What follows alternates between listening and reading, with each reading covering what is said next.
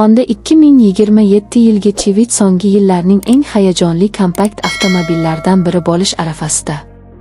U asosiy hatchbek va sedan sinfida ishlash, texnologiya, qulaylik va tejamkorlik borasidagi kutilayotgan mezonlarni yangidan belgilab bermoqda.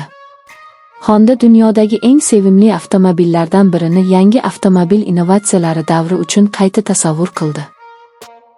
Zamonaviy va nafis dizaynni ilg'or gibrid texnologiya hamda zamonaviy interyer qulayliklari bilan uyg'unlashtirib, har bir safarni unutilmas qiladi. Sayqallangan tashqi ko'rinish, boy jihozlangan salon va kelajakka mos xavfsizlik tizimlari 2027 yilgi Civic'ning evolyutsiyasi Honda'ning mukammallik va oldinga intilish yo'lidagi qat'iyatini ko'rsatadi. Kuch uzatmalar qatoridan boshlasak, 2027 Civic Honda'ning tejamkor ichki yonuv dvigatellari va yuqori samarali gibrid variantlarini taklif qilish an'anasini davom ettiradi.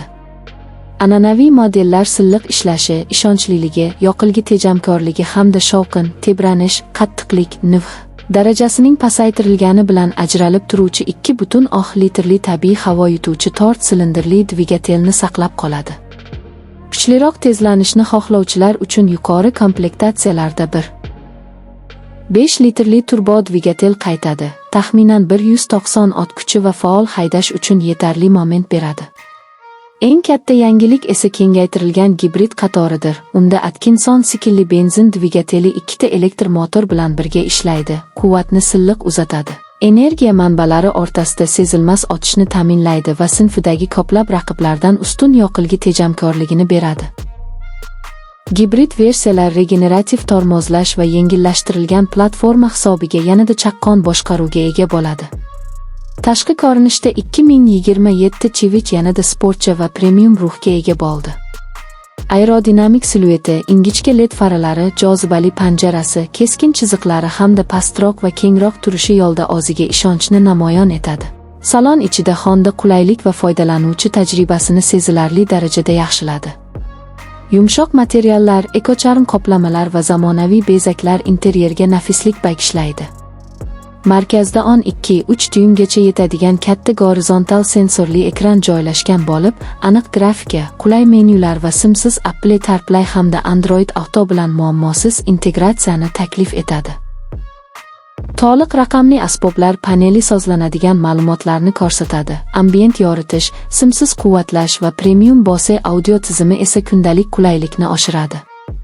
Orqa o'rindiqlarda oyoq uchun joy kengaytirilgan, aqlli saqlash yechimlari esa amaliylikni saqlab qoladi. Xavfsizlik borasida ham katta e'tibor qaratilgan. Har bir komplektatsiya Honda Sensing 360 tizimi bilan jihozlanadi.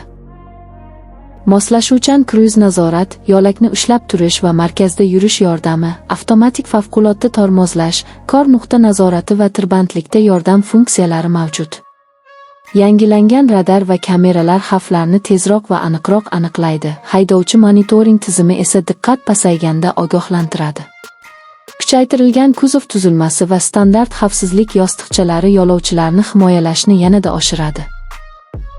Haydash hissiyotlari jihatidan Civic muvozanatli osma tizimi va elektr rul kuchaytirgichi bilan kundalik foydalanishda ishonchli, faol haydashda esa chaqqon bo'lib qoladi. Ayniqsa gibrid modellar yengil platforma va takomillashtirilgan shassi tufayli burilishlarda aniq boshqaruv va magistralda barqarorlikni ta'minlaydi. Narxlar boshlang'ich sedanlar uchun taxminan o'rtacha 25 ming AQSh dollari atrofida bo'lishi, gibrid va sport komplektatsiyalarida esa yuqoriroq bo'lishi kutilmoqda. Ko'plab bozorlarda sotuvlar 2027 yil boshida boshlanishi rejalashtirilgan. Innovatsiya, amaliylik va haydash zavqini birlashtirgan 2027 yilgi Civic afsonaviy merosni davom ettirib, sevimli klassikalar ham kelajak sari dadil rivojlanishi mumkinligini yana bir bor isbotlaydi.